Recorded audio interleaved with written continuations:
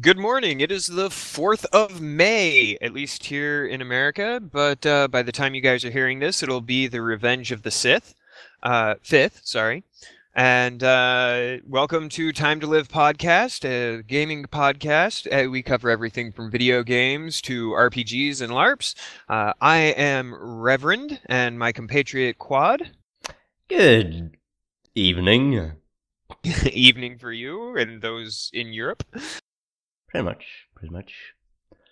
So, let's get into it. As somebody I know would say, let's get down to brass tacks.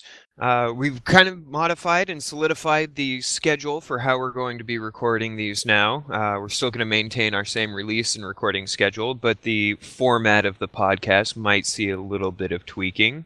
So, Quad, you want to give us our first? Yep. We are just going to speak about what we've been playing first. And Rev, what have you been playing this week? I just mind blanked and have no recollection.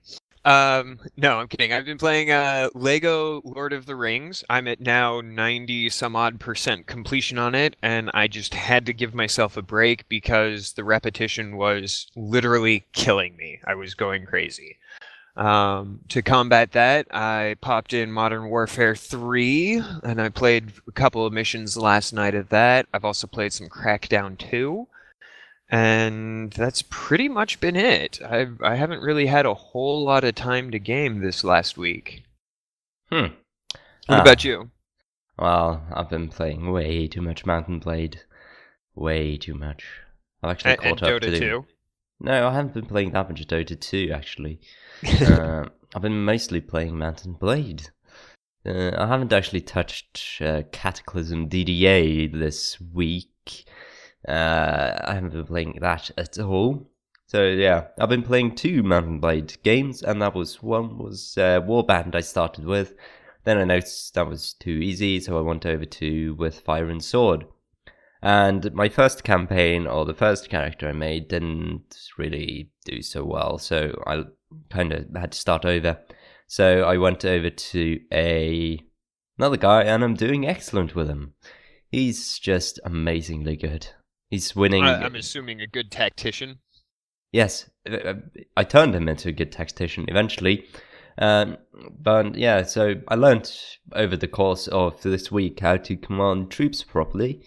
So in the end, well, now I can pretty much kill around 120 people and only lose 4 myself. Out of how many? Out of, I don't know, I had usually 70 to 75. But Okay. there's a threshold on how many soldiers can be on the battlefield at once, and that's usually 150 altogether, so 75 on each side.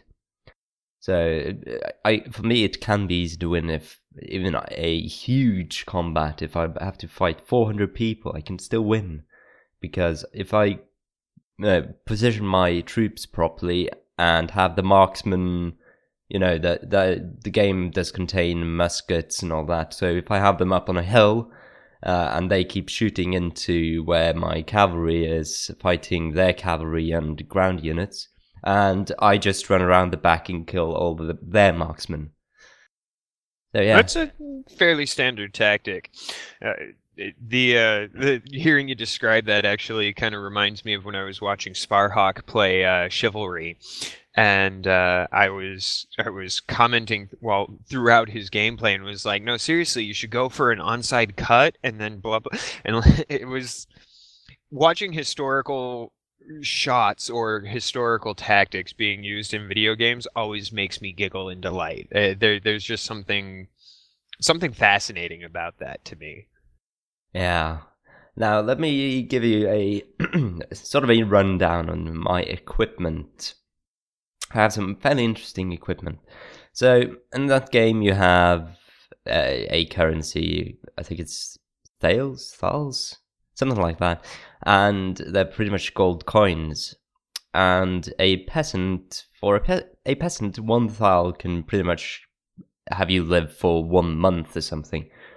And yeah, so that's something. And some regular equipment. Let's go through that as well. So a regular old pistol, well, a regular pistol costs around 700. A plate mail armor costs around 50,000. Okay? And I'm following you, but that seems kind of off scale to me.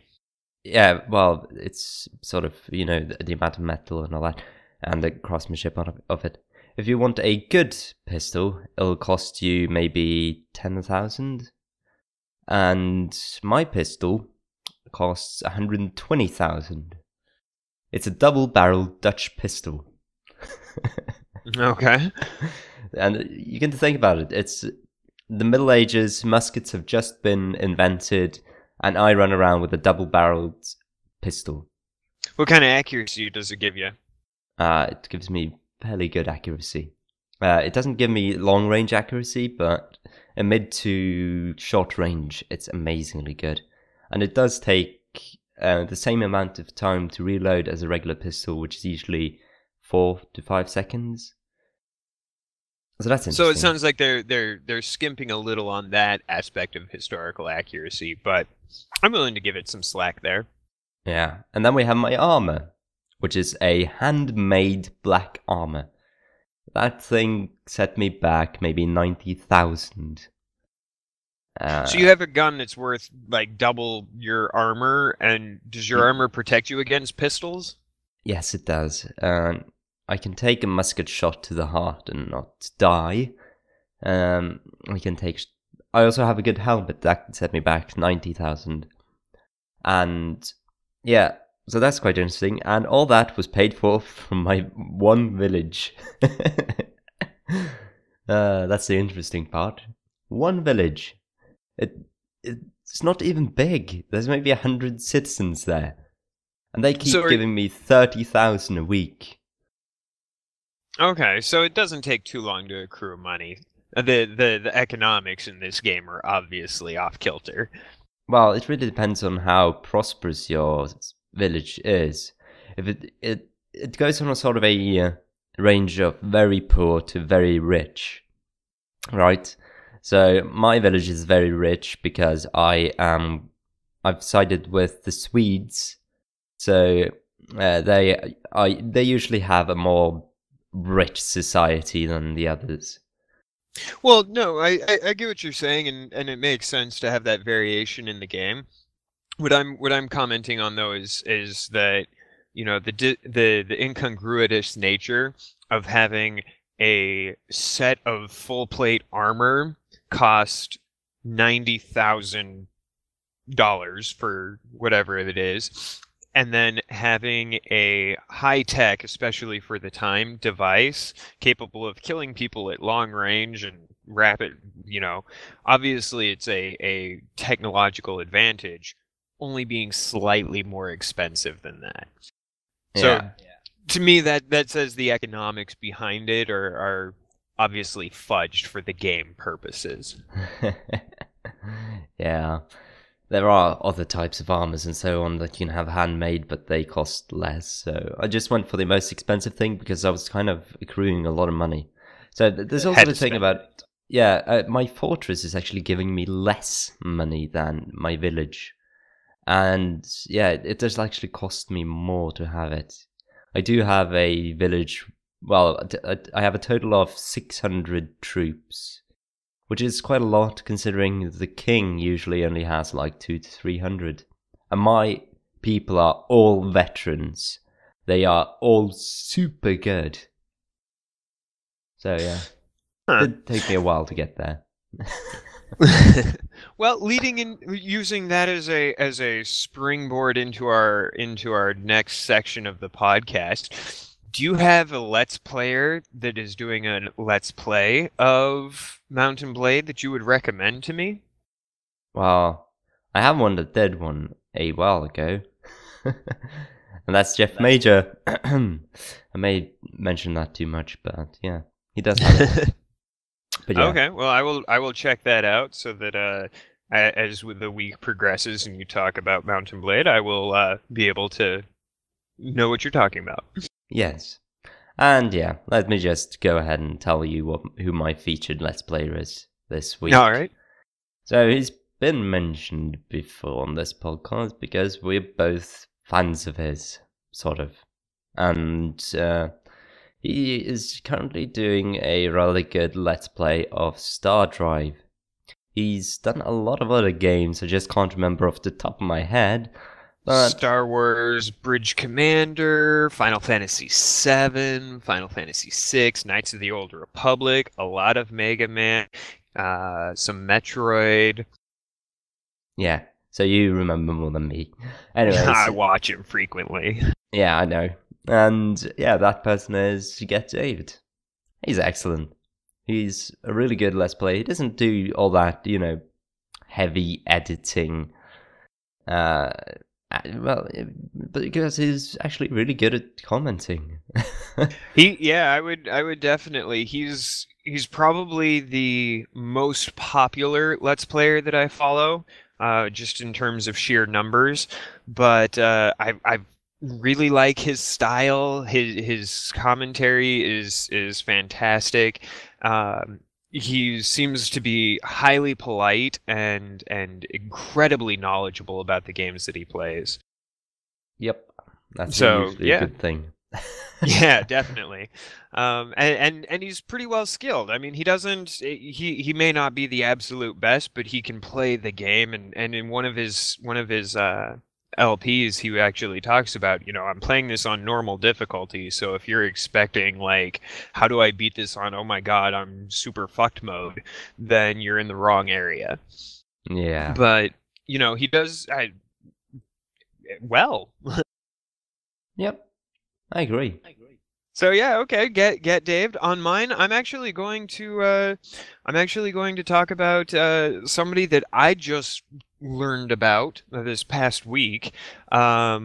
He's relatively small, but I met him on the subreddit, our Let's Play, and his YouTube name is Homeslice Hobbs. And I kind of stumbled across him. I've encountered him on the Reddit a couple of times. But never really interacted with him, and he was asking for some feedback on episode 1 of his new Fez LP. And you've heard me talk about Fez before. I love the game, I love the concept of it, and I've been craving somebody to LP this so that I could, get somebody else's perspectives on it. And it ends up he has It very much reminds me of a cross between you and Get Daved in terms of his personality and vocal actions. So I'm still in the process of watching through his backlog, but just based on his episode 1 of Fez, I could highly recommend people go watch his stuff. Well, I'll have to check him out whenever I find the time to do it. I've got too so busy many playing people video games. Come on. Yeah, too busy playing video games, too busy watching, the Let's Players I already follow. It does take some time I can't really catch up to everyone, so I have to choose which Let's Play from which person I'm gonna follow. I can't just sit and watch the same Let's Play. It just doesn't grind for me. Like, I watch all of, for example, Jeff Major's stuff, but he doesn't update that frequently nowadays, so yeah. See, and I've found it when I have free time, it's actually easier for me. I tend to be a bit of a techno whore. I will throw a Let's Play on my tablet and then have something going on my laptop while I'm playing a video game on the Xbox, and it's all put in view so that I can keep attention to everything that's going on. But I found that that's actually, for me, easiest way to do that is have a Let's Play going while I do it. And then, obviously, I listen to Let's Plays as I go to bed. I usually get through an episode or 2 per night before I fall asleep. Yeah, I know. It's so weird. I'm guessing people do have a tendency of doing that. So yeah, we had Get Daved and Hobbs. Homeslice Hobbs. Homeslice Hobbs. As in Calvin and Hobbes. Exactly. Yeah. So, anything you'd like to talk about this week? Well, I did have a topic that I broached a couple weeks back, but I think your topic really it needs focus, and I want to preface your topic by saying this isn't the be-all end-all conversation on the topic. To those of you listening in, this is kind of going to be just a almost a chapter prequel to this subject. We'll probably end up doing many more episodes around this topic as various news items hit in that regard. But Quad, go ahead and introduce your topic for the week. Right. So the topic for this week is DRM. I haven't really pinpointed what type yet, but we'll be discussing some more DRM. I know we did this a bit of it last week as well, but that was to a specific news article. But right, we keep kind of mentioning it in passing and dancing around it. So time to sink our teeth in. Yeah. So yeah, I can't remember what I wanted to start with. There was something. Oh yeah. Well, let's define it first. Okay. Yeah. Go. What is DRM? What does that stand for? What does it mean? DRM. Yeah. What does it stand for? Digital Rights Management. It's pretty much a, let's say, a protection from piracy. Isn't that why they actually started with DRM? So people won't copy their games. Games, music, videos, files, etc. Yeah. Yeah, so they just don't want you to take their stuff for free. They want you to pay for it. That's why they add DRM. Yeah, so I don't know. See, I think a better definition for it. It is, you are correct. It is technically digital rights management, but I was reading an article actually day before yesterday that was talking about DRM, and somebody made the comment that digital rights management manages rights the same way prisons manage freedom. So it should be more accurately called digital restrictions management, and that really resonated with me. And it's kind of condescending and snide, which is why I think it resonated with me. Okay. Yeah, so that's pretty much what it is. They don't want you to take their stuff for free. Well, and I'm of two minds. I don't know about you, but on me, I'm split in my opinion on this. On the one hand, it's good for creators of content. I'm all about, especially as I get older, and this is that crotchety old man syndrome coming out in me. As I get older, I'm more about people getting fair remuneration for their work, whether it be a movie, whether it be a video game, whether it be an image that somebody takes, you know. I like to see people getting paid for the work they do. Yep. I On agree. the other hand, sorry, I didn't mean to cut you off. No, go ahead. On the other hand, the implementation of DRM, of digital rights management, is what really bothers me, because it's not an issue to the people that it's supposed to be. It's not protecting things from the people that are, you know, I'm going to go out and buy this and prevent. No, the vast majority of people are going to go out and buy it regardless. You know, we've seen this with what was that really popular one? Just SimCity.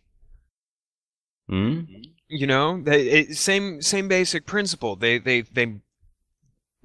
couched it in a slightly different way.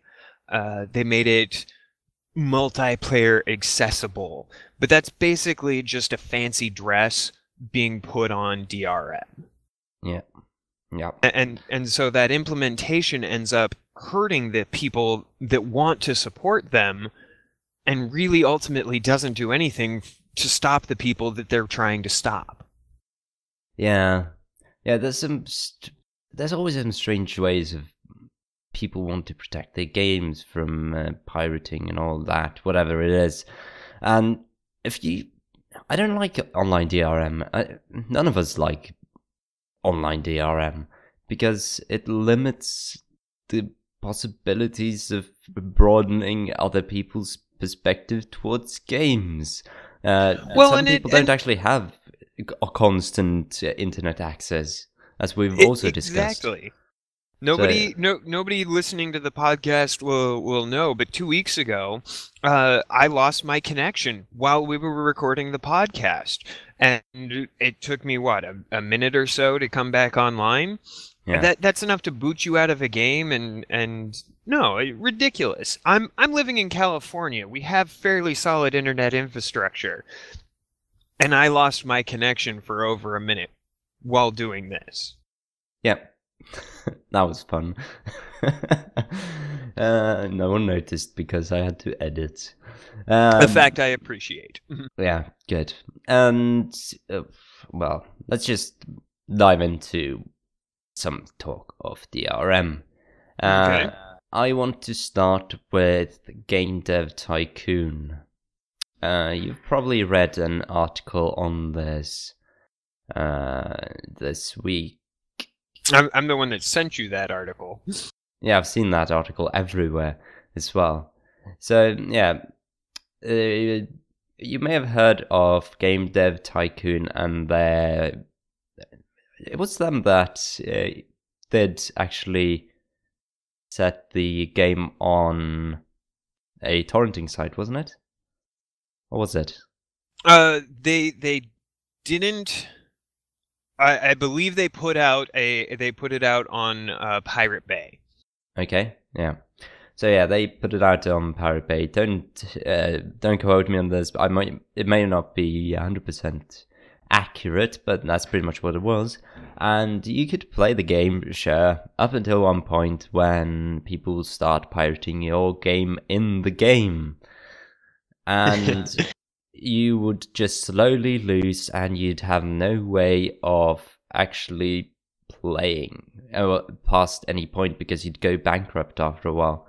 So yeah, that's their way of protecting themselves from pirating. Well, it was also, it wasn't just protecting themselves from pirating. I mean, the fact that they placed the torrent out there on their own does say they weren't interested necessarily in protecting themselves from pirates. The addition of that feature really lends itself more to a social commentary, as well as to find out just how much piracy does affect game developers. We're not talking necessarily, the big game developers. We're not talking Bungie and EA and BioWare and guys like that. We're talking small in-house guys that are putting out relatively simple games. Yep. I mean, to put this into perspective, the game Game Dev Tycoon costs $7 US. Yep. $7. I spend that in lunch in a day. Yep. And go ahead. The reason they actually uploaded it on Pirate Bay or whatever it was because it was actually a social experiment. Exactly. And they did see that. Let's see. I'll just phrase this. The depressing results of its Games Day 1 piracy rates show that only 6.4% of people playing the game bought it legitimately. Yeah, on one day after release, out of 3,500 users, only 214 of them actually paid the $7. Yeah. Which is... That's a 90+% piracy rate. Now, granted, he did make the game available. The developers did make the game available on a torrent site. That does have to play a role in it. I do think that's fair to grant. Yep, it does do that. If you had a choice to download it off if the game dev himself uploaded it, you'd most likely just go download it rather than paying for it. But I have a tendency of going to pay for it because I did pay for the game. and I've played it, and it's excellent. See, and I haven't had time. I thought about it, but didn't. My whimsical purchase for this week was 7-inch googly eyes so I could prank a coworker. But but it does, the commentary behind it is relatively straightforward. And they do present this implementation of DRM in their version actually presents a rather unique way of doing so. It's not only does it prevent people from completing the game and enjoying the game because, damn it, your game's got pirated and now you're bankrupt, you can't turn a profit, but it also talks about that in game. And it brings to light the fact that, yeah, you're totally able to do this, but at some point it's just not going to work. And there have been other games that have had similar features. My mind just blanked on me again. Arkham Asylum. Batman Arkham Asylum had a copy of it end up leaked on the Pirate Bay or some other torrenting site about a week before the game was released. And people were playing through the game, and they would get to this one particular spot, and Batman can't glide because the developers, Rocksteady in this case, had created a piece of code that was in the game that if it didn't check to see if the disk was physically in the hard drive, then Batman couldn't glide. You could play through 2/3 of the game that way, but as soon as you got to this one spot, now you're hosed. You can't proceed. And I think that's that's a legitimate way to do so. Now, granted, there was a crack 3 days later, so the pirates still ended up having the game before legitimate buyers did. But that's a good way to do a demo, I would think. Yeah, it is. Yeah. So we have been discussing this. Now let me go over to another thing again. Okay. Well, I don't know how relevant it is, but it's the Xbox again. Oh, yes, the Xbox 720 or whatever we're calling it.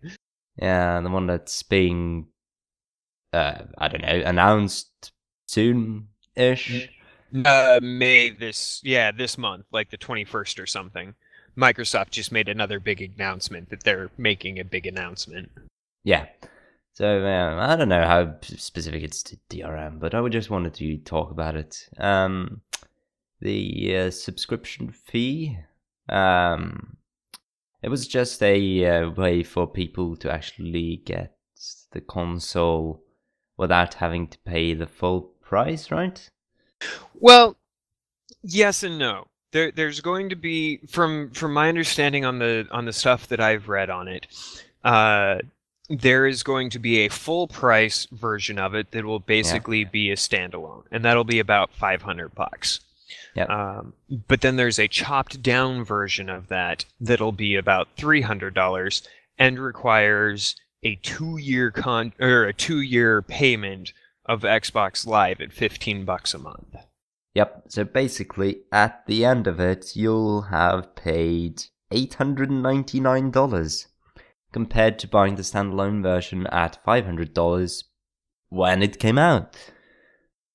Why the hell would you do that? Well, people... It's basic psychology, is what it boils down to. It's the same reason, I'll admit, I'm a sucker for it. It's the same reason that I pay for Xbox Live. I pay for Xbox Live because most of my friends are on Xbox. So that's a way for us to stay in contact, even though I'm now cross-country from them. And in addition to that, I also pay for Netflix.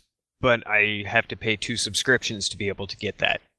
And the human mind doesn't really think along those lines. The human mind goes, oh, well, it's 2 years of Xbox Live, which I'm probably going to be using anyways, and it cuts $200 off of the price of the Xbox.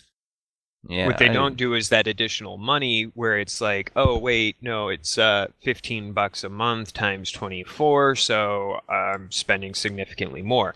Whereas if you buy the standalone version, the assumption, at least based on the information we have thus far, is that the price remains for Xbox Live at $10 a month. So yeah, I guess that's a way of. I don't know if it's specifically for DRM, but whatever.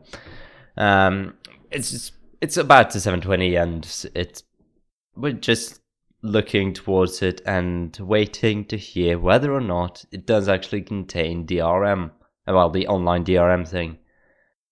Well, they've kind of mentioned a couple of times that they're pretty sure it's going to maintain that. Yeah, and if they do, they'll lose like half their fan base. Well, not half their fan base, maybe 10%. Yeah. I'd have to see on that, but I'd be willing to bet it would be a fairly hefty number, unless they can provide, some actual physical reimbursement, some feature that is completely unavailable anywhere that actually benefits me. That would be a really hard sell. Yeah, well, if they have like online activation for games, sure, that's all well and good. It only requires you to be online once.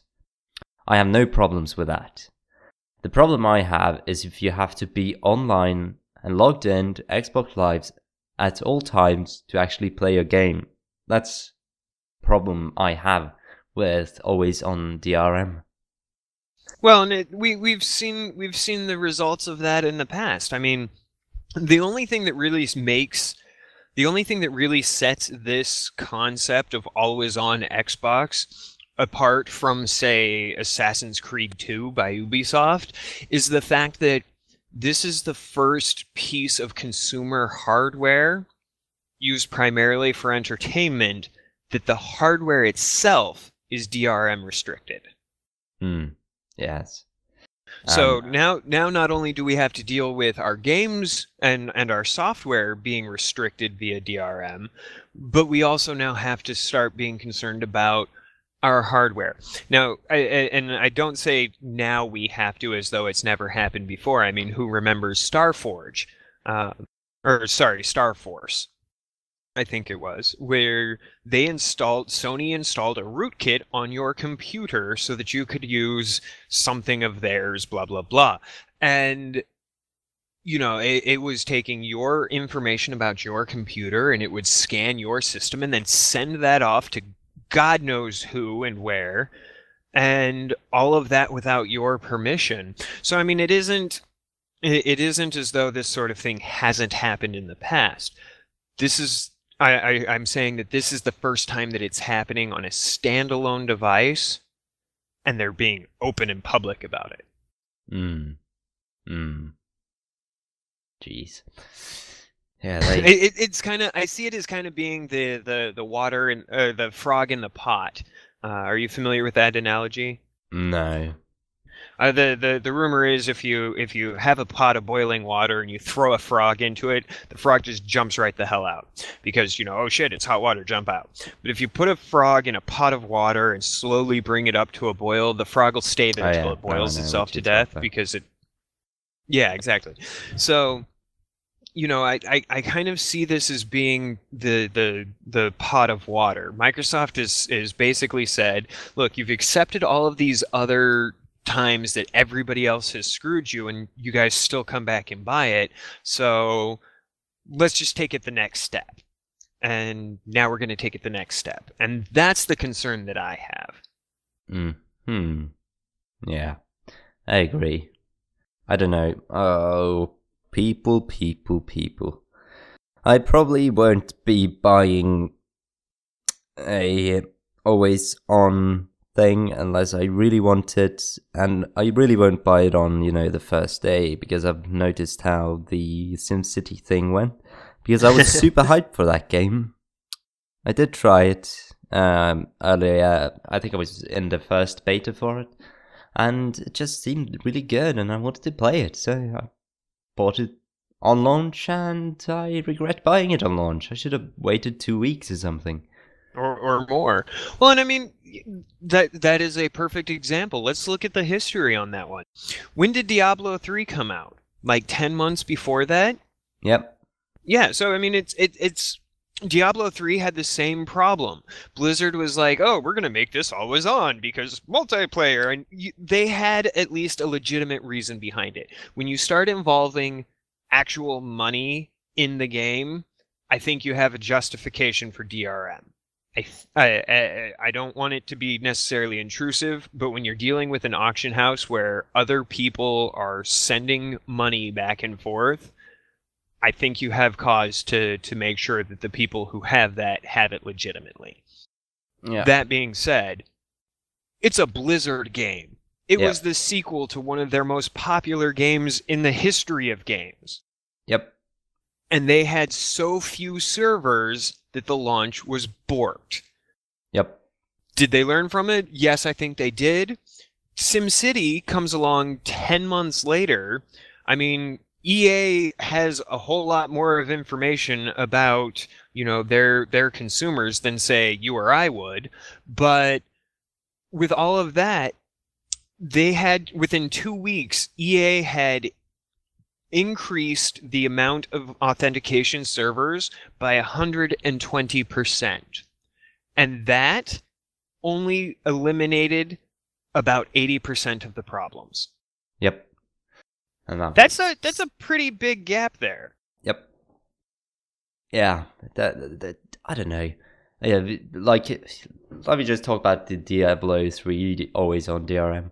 I didn't give a shit about it because it was a Blizzard game. I am a really avid follower of the Blizzard games. Although I haven't played like Cataclysm and Mists of Pandaria for World of Warcraft. But I've played pretty much all of their games, even when they were Silicon and Synapses. I've even played those games. So, yeah, I really do enjoy their games, and I will continue to buy their games whenever they release it. I'm not too sure about the card game that they're releasing, but, yeah. Well, if that card game has always on DRM, if you had to take your cell phone and log into an application on Blizzard's servers in order to play that card game, would you still buy it? No. Why not? It's a Blizzard game. Well, it's a card game. But why? It's a Blizzard game. And I'm not that into card games. I'm just trying to take this to its logical extreme. I mean, yes, granted, this is an absurdist extreme, but the point still, I think the point still stands. I didn't buy Diablo 3. I enjoyed Diablo 1. I enjoyed Diablo 2. I probably put more hours into those games than I did into Halo, and I went through 5 physical discs of Halo. I didn't buy Diablo 3 because I didn't like the concept of the always-on requirement. I didn't like the idea of the real money auction house. I disagreed with choices that they made for that game, and I avoided the game. I only want to play the campaign. True, but in order to play that campaign, did you not have to have an always-on connection? Yes, but I don't have no problems with always-on. In the internet capacity. Right. So in your particular situation, your particular circumstances, you lucked out. Pretty much, yeah. See, and I think in that regard, you do the rest of the gaming community a disservice. I'm not judging you and being like, oh, Quad's a horrible person and he's gonna burn in hell because he buys Blizzard games that I disagree with. I'm not saying that. What I'm saying is I think that we as a community of gamers, as disparate as we are, as from all walks of life that we come from, I think that we have the responsibility to ourselves and to our fellow gamers to stand up against stuff like that and say, no, we're not going to do that. Yeah. And I'll admit, I'm guilty of it too. I despise a lot of EA's business practices. I was going to boycott Mass Effect 3, but a friend bought it for me, and I played it because I liked the story. I do it myself. But I think if we all, as gamers, started collectively saying, no, we're done with this stupid shit. And I'm not calling for a boycott of the new Xbox because we don't know anything about it yet. We'll know that earlier or later this month. But you know, we gotta draw the line somewhere, guys. You know what I'm calling saying? for a boycott whenever we know if it's always on DRM. Yeah, exactly. Once we have it confirmed that you will always have to have an internet connection or your new Xbox isn't going to work, hells yes, I will hand out pitchforks, torches, and placards myself. Good. But how far away meantime, are you from their studio? well, if you manage to fly out here, I'm only about a 16 to 20-hour drive away, and I'll put you up and we'll carpool or something. I'm not that into pitchforks and torches and burning down their game studio for that. Well, no, and I'm not either. But the point stands. We have to be able to, as a community, say, look, enough is enough. The SimCity stuff didn't bother me as a gamer. Or rather, it didn't bother me as a player because I'm not a fan of the SimCity games.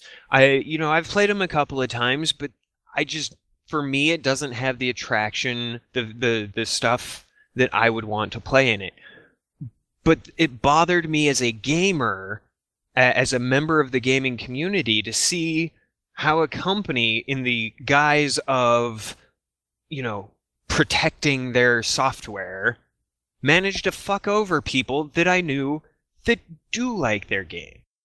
Well, I've just been sitting here thinking a bit, and I know the main reason why they go with all these sorts of DRM and online DRM isn't because of, well, it is because of money, but whatever.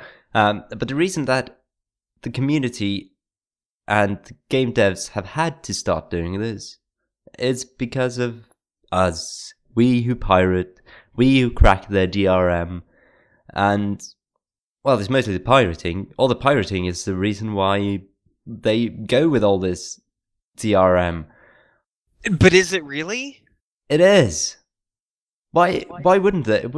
If no one stole their game, if no one pirated, if no one cracked their games, would they have to have DRM? Yes. Why? Think back in the old days. Think back in the old days when video games for computers were freeware or shovelware. Do you remember ever paying money for a computer game in 1992 or earlier? I was 1 year old, so I can't remember now. Okay, well then, for those of you out there listening, how often did you guys pay money for a game, for a computer game? I was around at that time. I was playing computer games at that time. And we didn't pay anything, and yet they had DRM. How much DRM? Limited amounts. I mean, if you had if a developer wanted to be a real prick about it, they would have something in their a sanity check where, in order to start the game, it would flash up 3 emblems. A good example is X-Wing, the video game by LucasArts. Did it cost money? Yes. I think it was like $20 when it was brand new, maybe. I got a copy of it from a friend of mine, and I couldn't play it for the first week that I had it because it had a sanity check where it popped up some figures, some characters, and said, what planet do these 3 characters translate as? And in order to know that, you had to have the manual for it. And you flip to page, 72 of the manual, and there's those 3 characters, and it says, oh, that's Dantooine. So you type in Dantooine, and there you go. Now you can continue on with your game. That was $20 and 20 years ago. So they've always had some form of DRM, but at the same time, they were never as restrictive about it. And so it's that's the 80s fault. That was the 80s fault. Yeah. Well, yes and no. I mean, like I said, as I get older, I'm more of the mind that yes, you should be able to protect your stuff. But the thing that it. I don't know how I'm going to phrase this, so I'll let you carry a thought. I don't pirate games anymore. Anymore? No, I did pirate quite a lot when I was maybe from I was 10 to until I was maybe 19 years old. I don't know. So yeah, that's 3 years ago when I was 19. So, but I don't pirate games anymore. I don't seem the need to. Unless, why did you? Why did I? I don't know. I didn't want to pay for them. I had the money. So why? I don't know. I didn't want to pay for them. I thought, hey, I can get this game for free. Why don't I? It's kind of a strange mentality, but no, it really is, and I can empathize with that because for all of my ranting against piracy, I am a former pirate myself. I mean, at the time, we didn't have the definitions for it that we do now. I mean, the concept of pirating a movie, or that was something the FBI warnings flashed up on your VCR when you were putting in a movie that you rented at a Blockbuster, just to kind of put you guys, date how old I am, and that's where we came from. Like, video games was software that was to be shared amongst your friends. Your first introduction to a video game was probably Oregon Trail on an Apple IIe in second grade. That at least that was my first interaction with one. I think my first game I ever played was Super Mario Bros. So the first Mario. The first Mario on the NES? Yes. See, and mine was legitimately, it was Oregon Trail. And I think about maybe 6 months after that, I played my first my first game of Mario and was just astounded. But I mean, when I was growing up, when I was a kid, and when we were pirating software, it wasn't, oh, I'm pirating software. It wasn't, I'm downloading a digital copy. It was literally like, I would walk over to my friend's house and he would hand me the physical disc and the manual and say, dude, you have to try this game. And I would go home and I would install it and I would play through the game, and it would take me the entire week and my grades would suffer, and then I would pass it on to the next person in our circle of friends. Mm.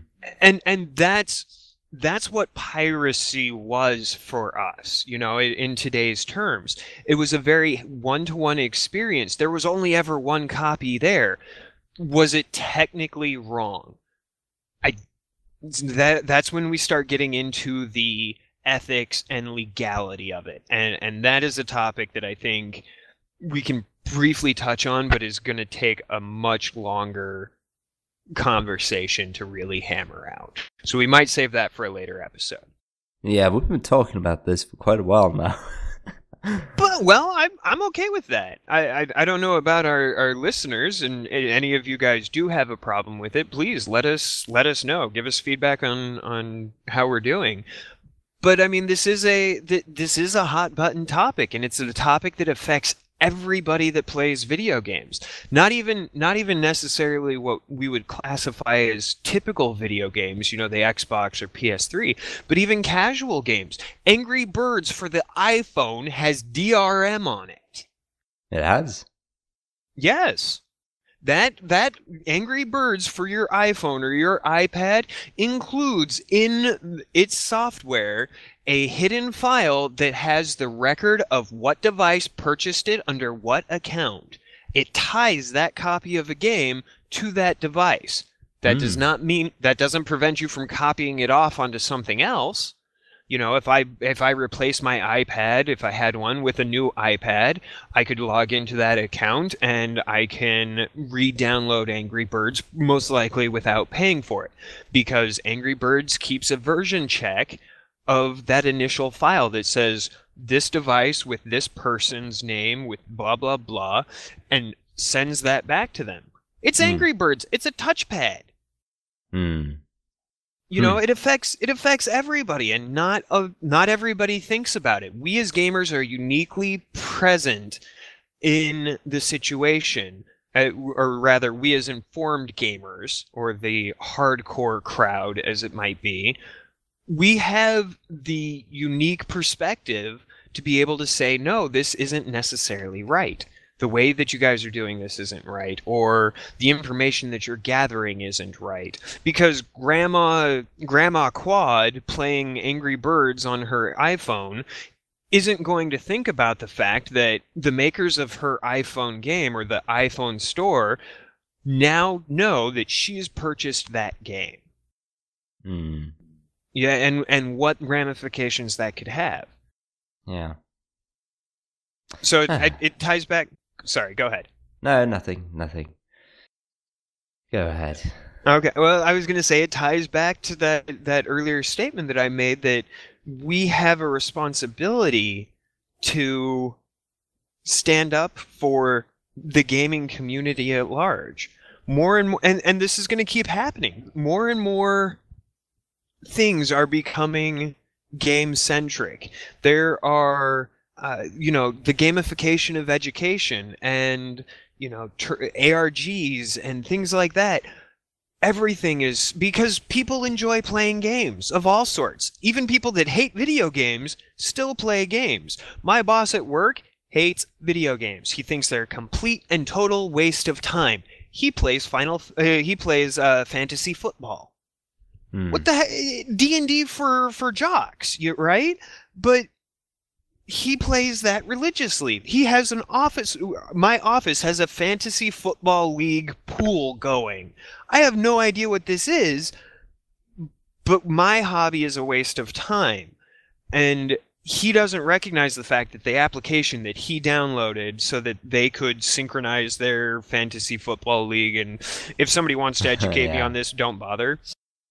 But, what kind of information does that gather? What kind of information? Somebody out there now knows who my boss is, where my boss is, and, his particular tastes in fantasy football players.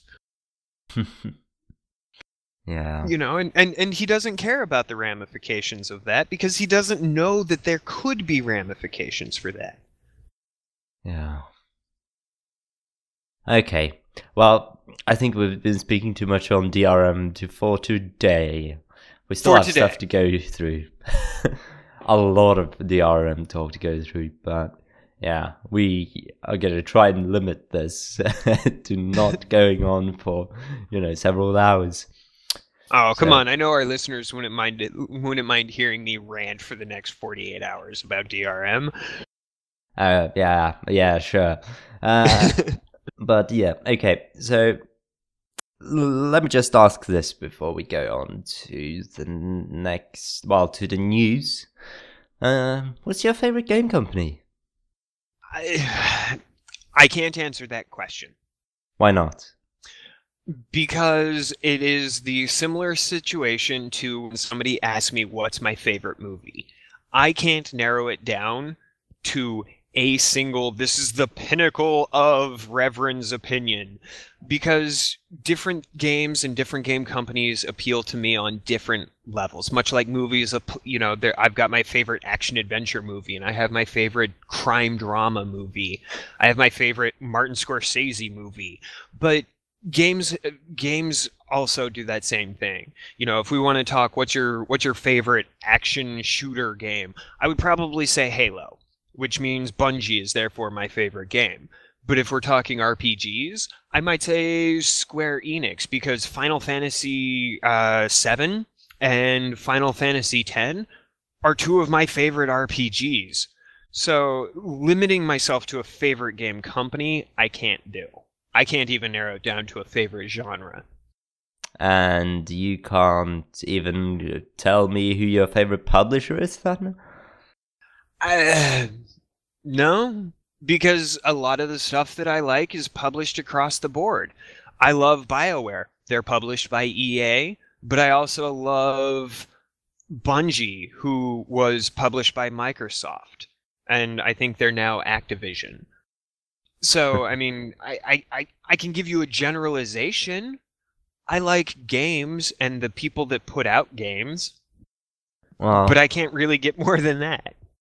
I do actually have a favorite game developer and game publisher. It's because they pretty much give out just the types of games I like. Okay. You'd think it was Blizzard, but no. It is actually Paradox. Refresh me, what did they do? Well, let's see. They've, for example, published Mountain Blade. Okay. They've made Crusader Kings, Victorian, Europa Universalis. Let's see, I can't remember all of these things, but they just give Paradox Interaction. Interactive. Interactive, sorry. Yes. And they just have a bunch of really good games, and they've given out really good games. For example, a game of Dwarves was given out by them. Okay. Dungeon Lands, very recently. What else do they have? Oh, you just like it because it's over there in Europe. They're based out of Switzerland. Sweden. Or Sweden. Galactic Civilizations 2? Well, the DLC for it. Empire? Well, I didn't play Empire too much. Okay, no, I could see that, and yeah, I would feel comfortable listing them as a good developer. Yeah, but they're my favorite. See, and I can't say I could say that they are one of my favorites, but I couldn't say that they are my absolute favorite, just because I cross too many boundaries in that regards. I don't like limiting myself other than the horror suspense genre, because fuck that. But you know, I can't limit myself that way. If I had to pick my all-time favorite developer right this moment, I'm going to say Polytron Corporation. Who made Fez. Okay. Yes, I'm still shilling for Fez. Okay, good. It's a great game, and it was a two-man team. Right now, yes, to give a right this moment for this particular facet in my life, yes, Polytron Corporation out of Canada is my current favorite game developer. I think maybe Valve is on second for me. Valve also would be up there on my list, but right this moment, Fez takes it. Yeah. Well, I'm sure my opinion will change eventually, unless they start releasing even more games that I really love. Well, and ask that question again in a couple of months. Whatever comes out in whatever games that I'm playing, you know, that could totally change my mentality. If you had asked me 5 years ago who my favorite developer was, the answer would have been hands down, no questions asked, Bungie. Yeah, 5 years you had ago, asked me, for me, would probably be Blizzard. and see, if you had asked me a couple of years before that, it would have been Blizzard, because I was really big into StarCraft at that time. If you asked me before that, you know, it would have been LucasArts, and it changes, and yeah. I don't know what I'm rambling. If you asked me like 15 years ago, well, I'm not 15, but maybe 13 years ago, I would probably say Westwood. Yeah, I could get behind that. Yeah, see, there's some really good companies out there that have given out really good games, and, well, some of them don't exist anymore, which is kind of sad, but, well, that's how the times go. Yeah, and Westwood's a great example. They got bought by EA and then got fucked into the dirt. So, Yep. They no longer exist, and they brought us games that I don't know about you, but I put a couple thousand hours into Command and Conquer games. I don't think I synced 1,000 hours, but I did sink a lot of time into the Westwood games. Yeah, they were. I played every Command and Conquer up to 0 hour, I believe. I even played that shitty third-person shooter that they made. I still had fun with it. I played Red Alert 3, then I gave up on Red Alert. Okay, so let's just move on to news. All right, news. What do you Hey. got? Well, I wanted to talk about curiosity again. All right.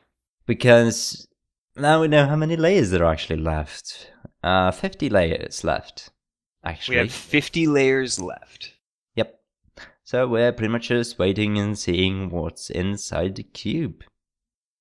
Yeah. So how long do you think it'll take for those 50 layers to be removed? Let's see. So 300 layers has been removed since November, so maybe a month? Yeah. Approximately a month. Yeah, I think maybe a month. Now, how butthurt are you going to be if the final layer is removed and it's just a screenshot of Peter Molyneux flipping you off? I'd laugh. I haven't played the game, so... Well, I haven't done anything with Curiosity, so I have no idea. I don't really... I just want to see what's in there. It's piqued my curiosity, but as you can see, it is Curiosity. You just want... It's a perfect title for the name. For the game, it's the perfect title for it. It's Curiosity. No, there's actually just been a article released here. Well, if any of our listeners do play Curiosity, let us know. Like, what do you expect to be at the center of the layers when the final thing comes off? You know, is it a picture of a penis, or is it, you know, what do you want it to be? What do you anticipate it being, and how butthurt would you be if it was just a picture of Peter Molyneux flipping you off? You know, maybe with a bubble caption saying "sucker" or something.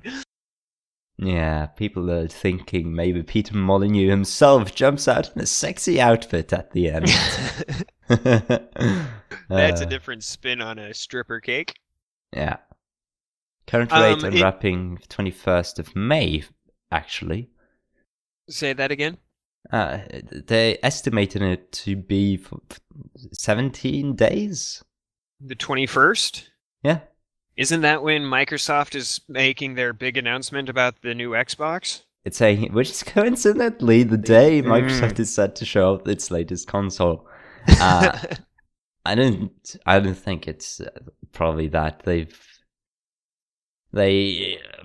did think of the game in November, and well, unless they work really closely with Microsoft, yeah, I don't know. Half-Life 3 confirmed?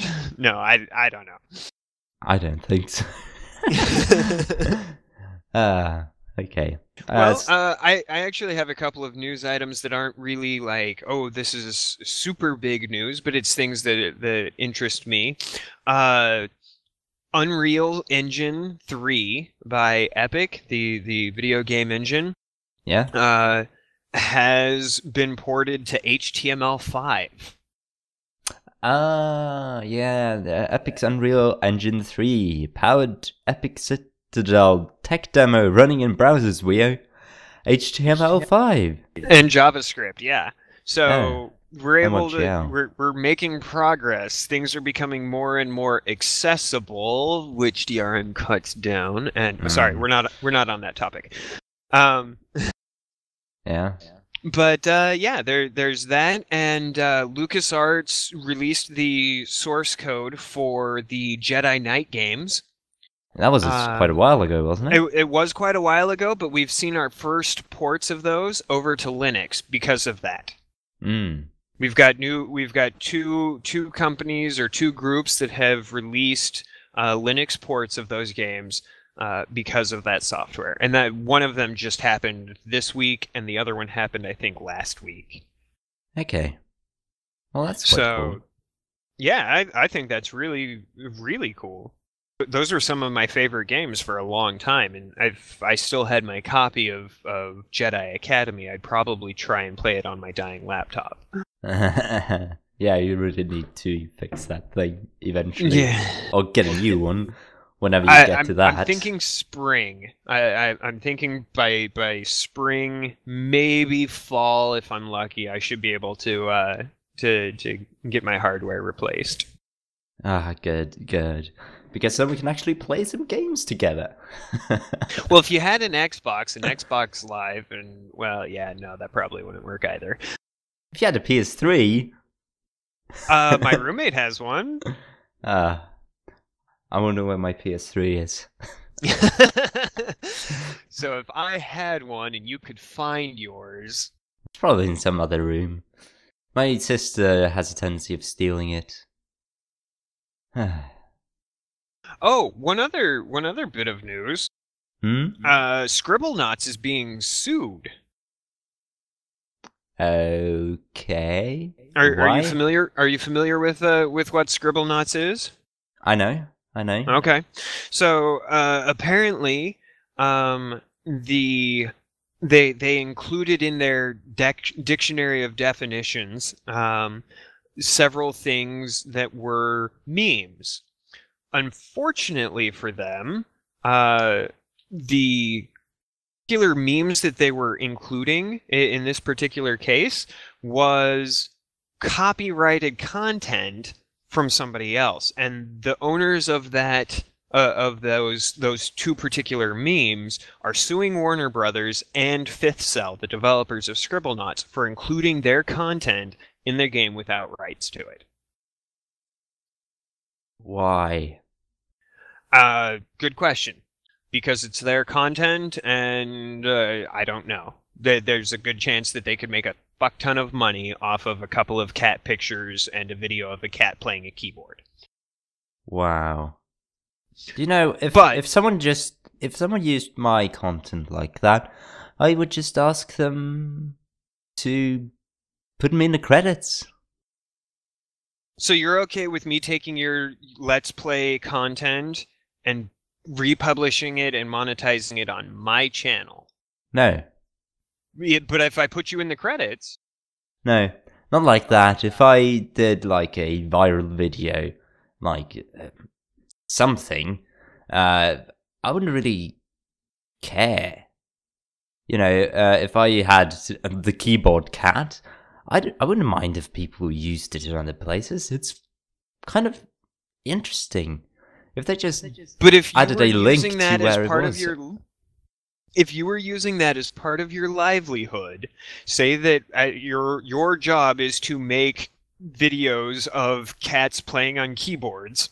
I'd ask them to take it down then. I wouldn't sue them unless they refuse to take it away.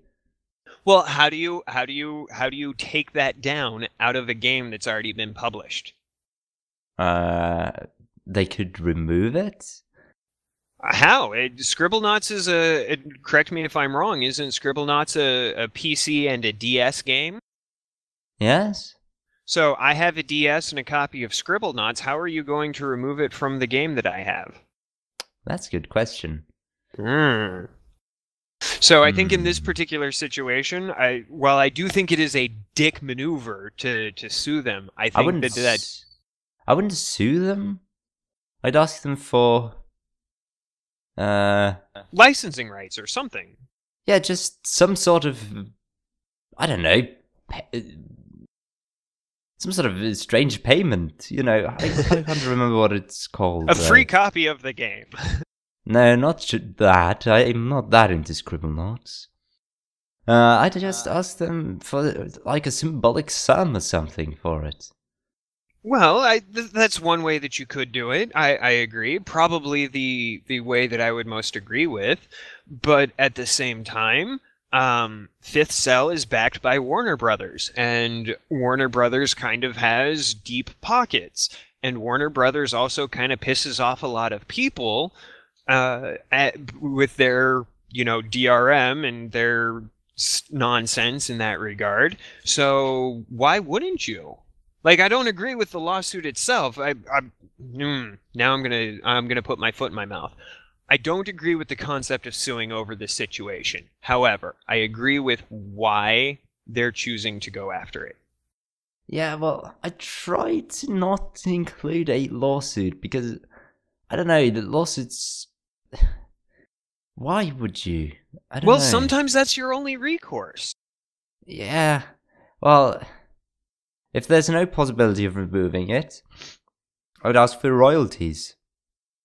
Which is a very valid thing, and I'm sure that that's part of what the lawsuit would entail. And But if they refused, then I'd if they have say to no, go then you through sue? that. Yes. Well, at this Wouldn't point, we don't know if they've tried that. Well, if they've tried it, I can say, well, sure, you have the right to do it. But if they haven't done that, I can't say I back it. I can get behind that. I could get behind that stance. Yeah, I don't. I still think the copyrights rules are way too strict these days. Like, how long does you have the copyright for 120 years or something, is it? In the US, I believe it's 120 years, give or take. I think it's mostly across the world, isn't it? No. I think there are some places that have much more logical copyright restrictions, something like 10 to 25 years. I'd have to do some research into it. Yeah, but I remember once reading about it. I think Norway has the same as the US has for some reason or another. Maybe. But I think I read it in an article from some game that people, I don't know. It's so hard to pinpoint. I just think the current copyright rules are really stupid. At least the ones that last for 100 years. I would definitely agree with that. Anything that I publish, unless it is under the guise of my job, I give freely. I will admit, if people want to donate something donate something for their use or enjoyment of something that I've created, totally fine. Outside of that, unless it is for the purpose of my business, because my business does have to make money. Otherwise, I don't make money. So outside of that, I don't care. If somebody wants to quote me, totally fine. Somebody wants to republish my life story, totally fine. That's my stance on it. I'm very freedom of information, which is why I have that disconnect between me and DRM. Yeah. Well, let's just say for example, one of my Let's Plays, okay? If someone wants to include my video in one of their videos for some humorous purpose or informational purpose, sure, go right ahead. Just link to my channel in the description, or ask me first. So if I'm creating if I start doing a rev reviews, I'm doing a review of your Let's Play, and I start making it as a video. So it's your gameplay, your commentary, and I'm basically doing a retsupre, except I'm not making fun of you, I'm critiquing you, and I'm making money off that. As long as I link you in my channel notes, you're okay. I think as long as you ask me as well, ask whether or not it's okay for you to do it. But legally, I don't need to. No, I don't think so. Well, I don't know what kind of laws I'm under when I'm using YouTube these days. For my particular example there, where I'm doing it for the express purposes of critiquing, it would be I believe I'm not a copyright lawyer. I am not a copyright lawyer, so I believe they would fall under fair use. Well, so even if that's your well, it depends on what national laws I'm under. I live in another nation than you. True. Am I under Norwegian law when it comes to that? Well, it depends. Where's the servers located? I have no idea. From my experience working with the core of the internet, as it were, for various ISPs and stuff along those lines, typically the terms of service for whatever service, in YouTube's particular case, it pretty much says State of Washington, USA, because that's where the servers are physically located. Well, or at least that's where they say they are. The original files are located on my hard drive here in Norway. Right, and that could be an argument to do it there in Norway, but the server that you uploaded it to, where I gained access to. Welcome back. I'm sorry about that. My router just suddenly died on me. What were we talking about? Yes, my husband points out the irony of a networking engineer losing his internet. No, we were talking about copyright law and stuff like that. And I don't know if you caught what I said, but the last thing I remember saying was, I'm not a lawyer, so I'm not sure in which jurisdiction it should apply, but maybe we'll have to get a lawyer to come on the show. Yeah, I agree. We should get a lawyer. Anybody listening out there know any lawyers that, specialize in copyright infringement and international treaty and all of that that'd be willing to interview with us? I'm not bringing anyone like that on. Never say never. I bet you we could find somebody who does that is also a gamer that could also, I bet you it could happen. And I think that might be a pretty useful conversation to have. Possibly. Right. So we've been going on for way too long now. Well, we have. This has been a very lively discussion, and I apologize if you feel like I've overrun you with my passion for the subject. But you're right. We have broken the hour mark, so we'll go ahead and wrap it up. What are you planning on playing this next week? So far, well, I did forget to mention that earlier that I played another game as well. I played Star Drive. I bought it. I mentioned it last week, and I'm considering continuing playing that, Mount & Blade, and some more Dota. I'm not really looking towards playing any other games now. Maybe some more Game Dev Tycoon, because that's I don't know.